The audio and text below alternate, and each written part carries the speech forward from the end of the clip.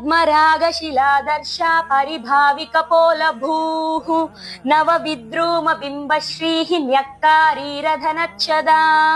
అమ్మవారి యొక్క కపోల భాగము అంటే ఈ దవడ దగ్గరి భాగము, చెక్కిళ్ళ భాగము పద్మరాగ మణులతో చేసినటువంటి అద్దం లాగా మెరిసిపోతుందంట ఈ చెక్కిళ్ళ భాగము. అందుకే శివుడికి ఎప్పుడైనా తన ప్రతిబింబాన్ని చూసుకోవాలనిపిస్తే అద్దంలో చూసుకోడంట. అమ్మవారిని అలా కూర్చోబెట్టి అమ్మవారి యొక్క చెక్కిళ్ళలో ఆయన ప్రతిబింబాన్ని చూసుకుంటాడంట. అందుకని నవ విద్రూమ బింబశ్రీ న్యక్కారీరధనచ్చదా.